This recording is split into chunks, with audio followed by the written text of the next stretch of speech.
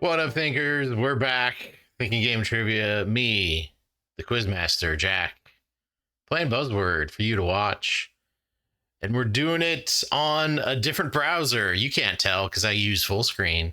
So you can't tell which browser I'm on. But the fiasco of last week has been fixed by going to a different browser to access this game, which is going to be a series of questions. And each question is going to be a series of clues to go from more obscure to more well-known. I'm going to try to buzz in as soon as I can and get the questions right. Let's check out question 1. After a climactic film scene showing this sport, the amusement park proprietor, Mr. Swackhammer, is put in a... Nope. Mr. Swackhammer is the name of the villain in Space Jam, voiced by Danny DeVito.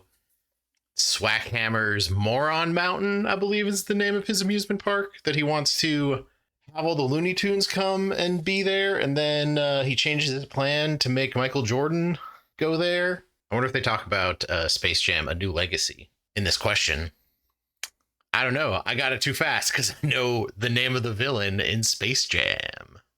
In this musical, the chorus sings "Work, Work," while three sisters...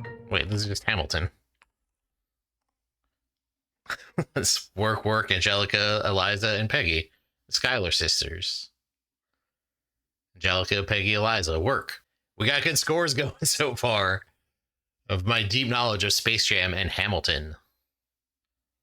On a 2003 South Park episode, Benjamin Franklin was voiced by this man who owned a copy of the Declaration of Independence. This founder of the left-wing group People for the American Way developed shows such as Good Times and The Jeffersons. For 10 points, name this producer of All in the Family. Producer?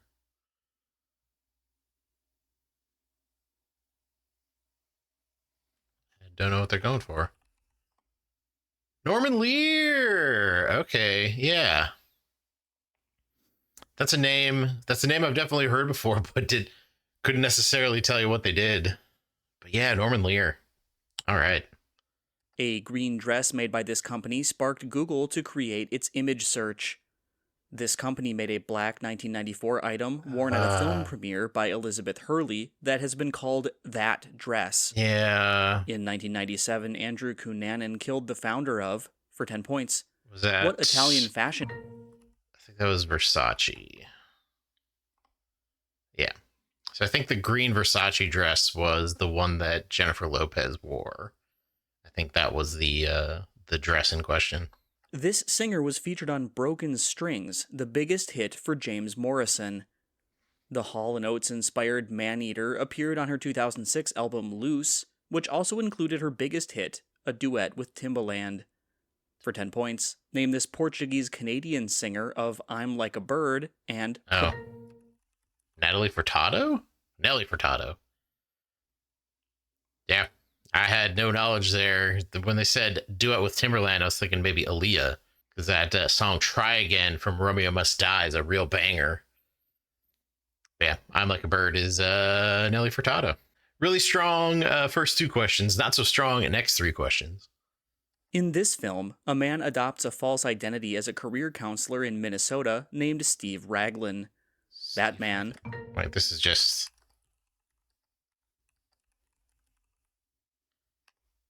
Yeah, Steve Raglan was Matthew Lillard's character in, well, obviously The False Identity, in FNAF, however you pronounce it.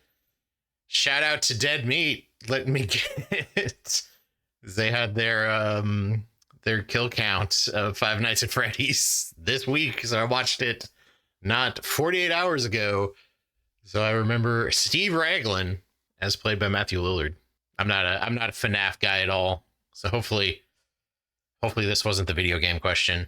So maybe we'll get another video game question. Maybe, hopefully this was the film question.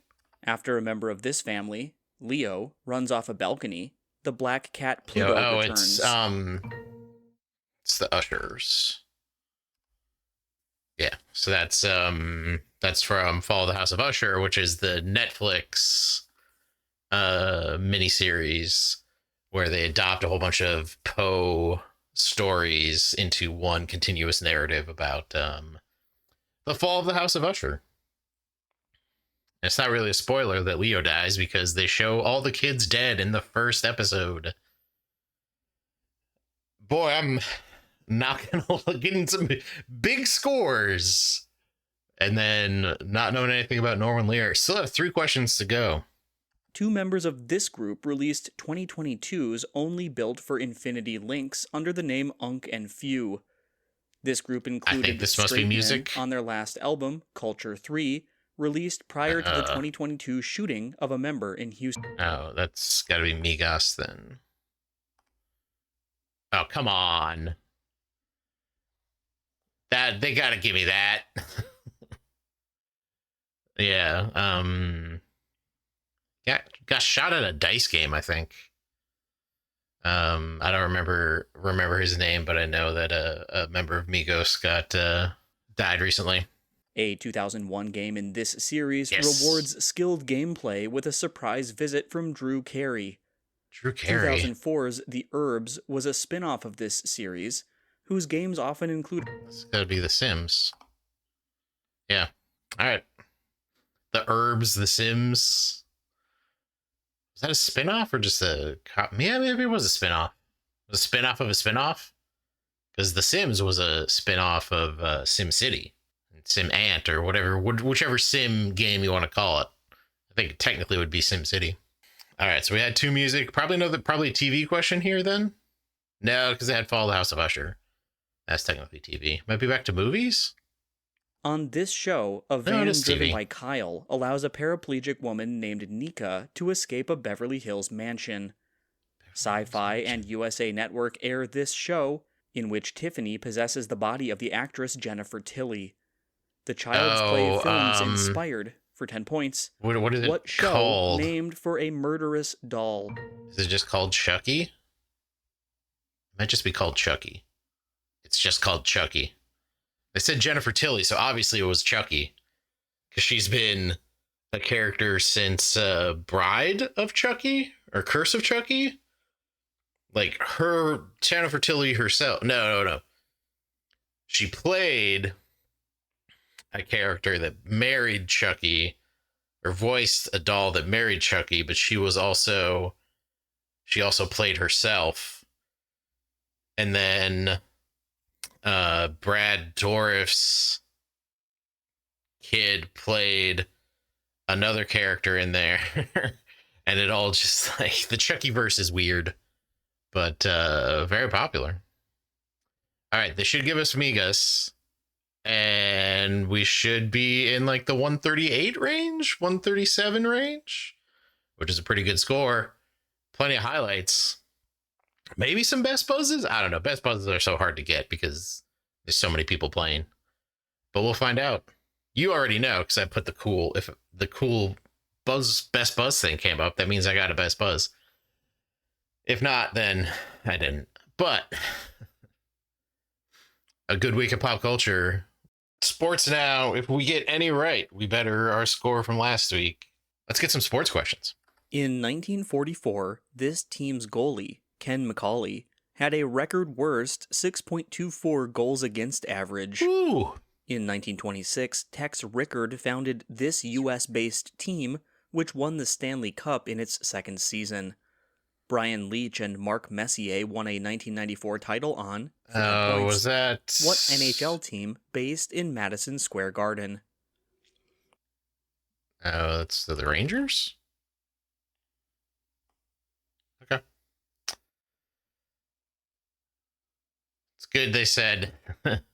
It's good I let that go, because I always assume Messier is on the Penguins, but I don't think... That's Lemieux. Lemieux was on the Penguins. This team took a playoff loss to the Saints in the first NFL game aired on Nickelodeon. Ooh. They lost a playoff game to the Eagles when a tipped Cody Parkey field goal hit the uprights in the double doink. That's the Bears. That's the double doink. The double doink. There's some Cody Parkey apologism in there by saying it was tipped. Tipped field goals could still be the problem of the kicker, though.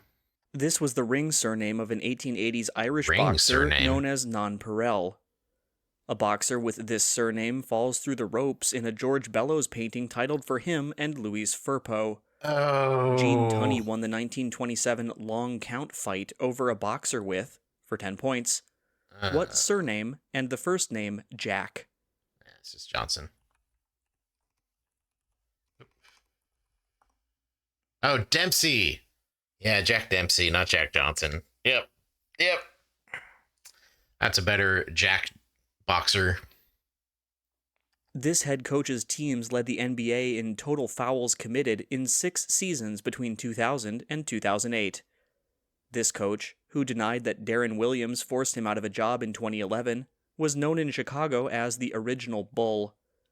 For 10 points, what coach led John Stockton and the Jazz to 2 NBA Finals? All right, let's see if I can pull from my secret base knowledge. I don't think I can.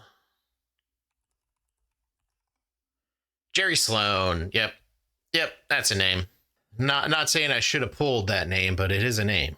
When managing this player, Leo DeRocher insultingly called him Gramps and tried to replace him at first base. This first back-to-back NL MVP winner played a record 2,528 games without a postseason appearance.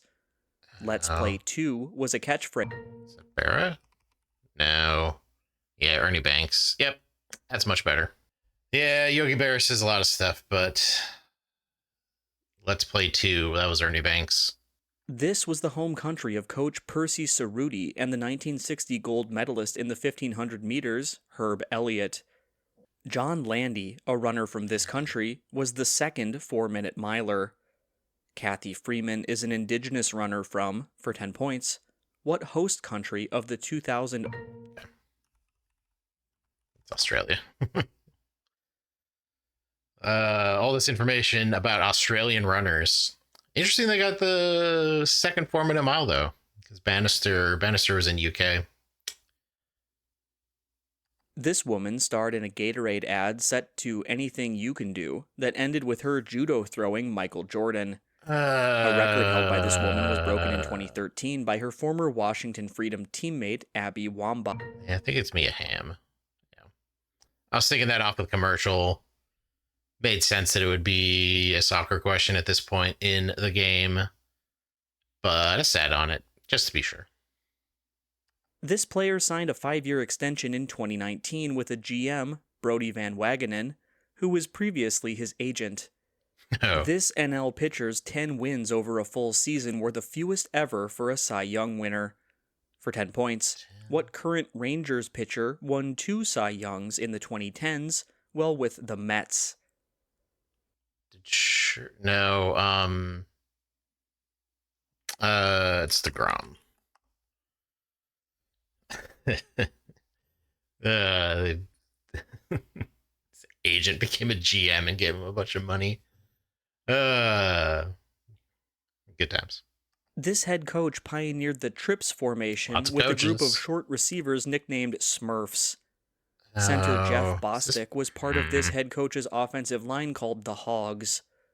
For 10 points, what coach, a member of both the NASCAR and Football Halls of Fame, won 3 Super Bowls with Washington? Yeah, it's Gibbs. Yeah, it's like Gibbs. What racing? Something racing. Gibbs racing. That's it. Give me the points. My undeserved 10 points. This team drafted its current starting center 36th overall out of Chalmette High School after he trained on his own for a year. 3 of this NBA team's guards, including Dante DiVincenzo, were college teammates at Villanova. For 10 points, what team stars Mitchell Robinson and Jalen Brunson? That was the giveaway? Let's say Miami. Oh, it was more New York. Lots of teams that play Madison Square Garden. That is a secret theme that I did not pick up on. Well, 72 points is infinitely higher than the 0 points we got last week. The problem is remedied for now. We'll be using a different browser until they say otherwise. But that's it for me. Thinking Game Trivia, Quizmaster Jack, playing Buzzword, Week 7. If you want to check out Buzzword yourself, you can head on over to neqt.com/buzzword. And if you like the video, hit that like button. Subscribe to the channel. Check out all the other videos on the channel. That would be great. Thanks for watching. We'll catch you next time with more trivia.